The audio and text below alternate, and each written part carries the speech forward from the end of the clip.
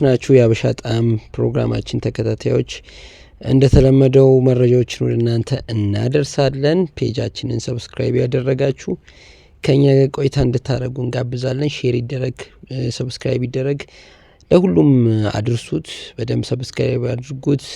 የተለያዩ ነገሮችን ደግሞ አዳዲስ ነገሮችንም ይዘን ወደ እናንተ እንቀርባለን። እንግዲህ ወደ ዕለቱ መረጃዎች ነው ማልፈው።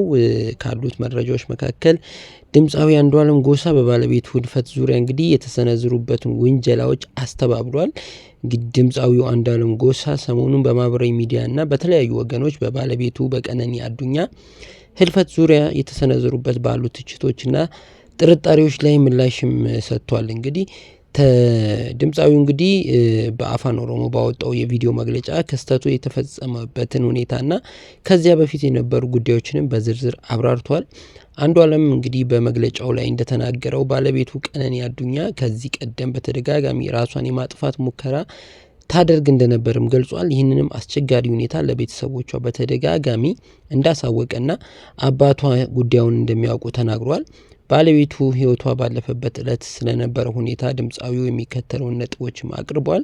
በዕለቱ አብረው እንደነበሩና በተለይ ሐኪም ቤት የእርግዝና ምርመራ ስታደርግ የልደት ፎቶ ስትነሳ ስትሄድም አድርሷት ስትጨርሺ ደውዪልኝ ብያት ነው የሄድኩት።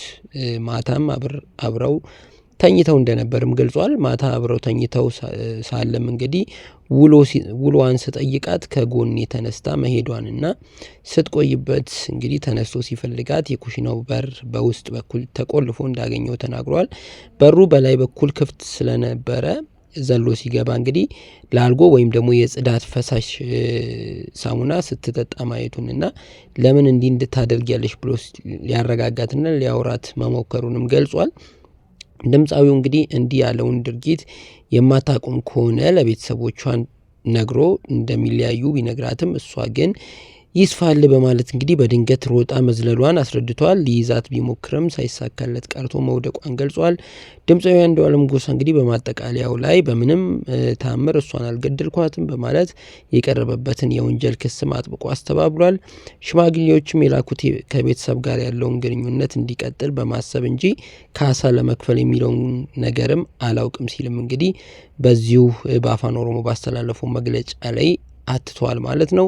ወደ ሌላ መረጃ ስናልፍ ደግሞ እንግዲህ ምናገኘው ማለት ነው ቤተሰቦቻችን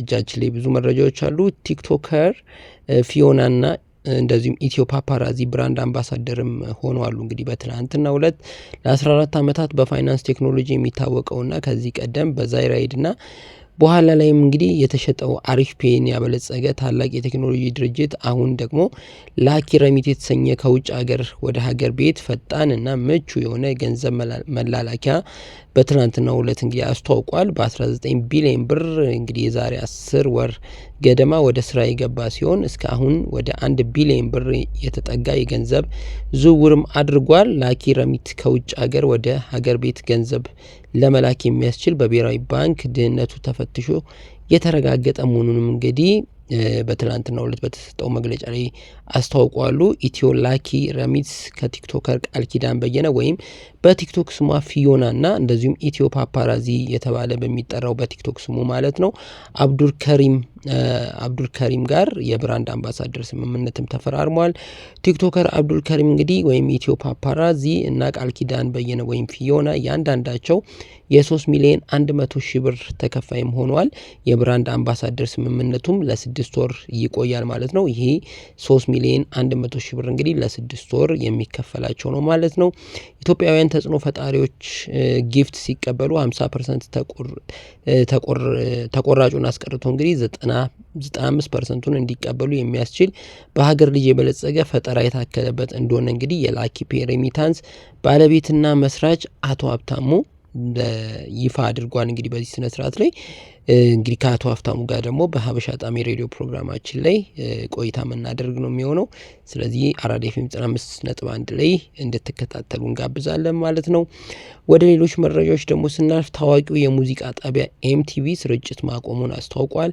ለተከታታይ 4 አስርት ዓመታት የዓለምን የሙዚቃ ኢንዱስትሪና የፖፕ ባህልን ወይም ፖፕ ካልቸርን ሲመራ የቆየው ታዋቂው ኤምቲቪ ቴሌቪዥን ስርጭቱን ለማቆሙ መረጃዎች የወጡ ነው። እንግዲህ መረጃዎች ወጥተዋሉ።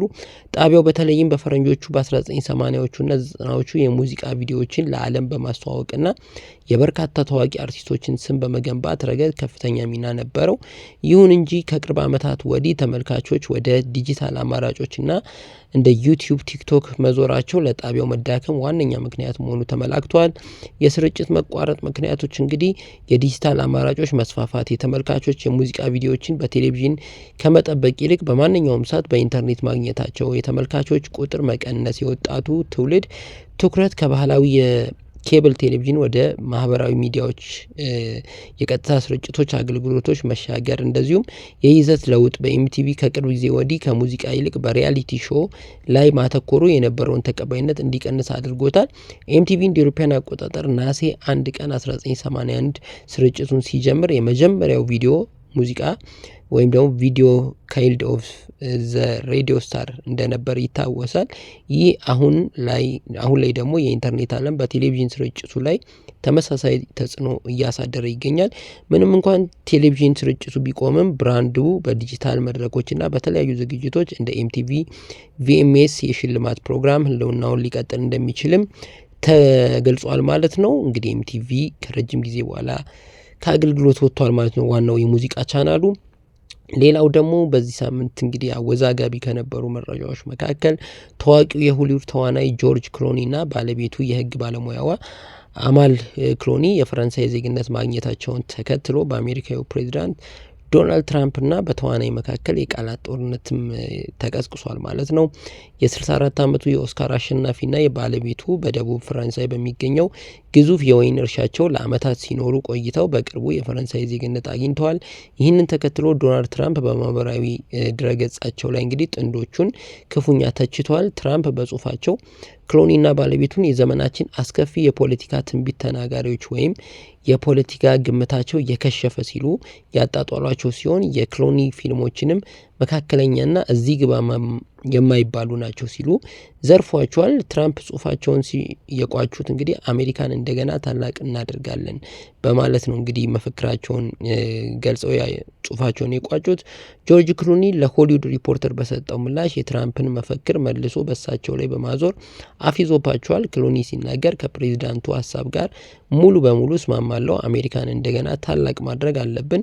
ይህንንም በኖቬምበር በሚቀጥለው ምርጫ እንጀምራለን ብሏል። በሌላ በኩል እንግዲህ ለክሉኒ የተሰጠው ዜግነት በፈረንሳይ መንግስት ውስጥም ክርክር አስነስቷል። አዲሱ የፈረንሳይ ሕግ ዜግነት ጠያቂዎች የፈረንሳይኛ ቋንቋ ችሎታ ፈተና እንዲያልፉ የሚጠይቅ ቢሆንም ክሉኒ ቋንቋውን መናገር ሳይችል ዜግነት ማግኘቱ አንዱን ልጅ እንደዚሁም ሌላኛውን ደግሞ የእንጀራ ልጅ ማድረግ ነው ሲሉ እንግዲህ አንዳንድ የፈረንሳይ ፖለቲከኞች ክርክር አስነስቷል።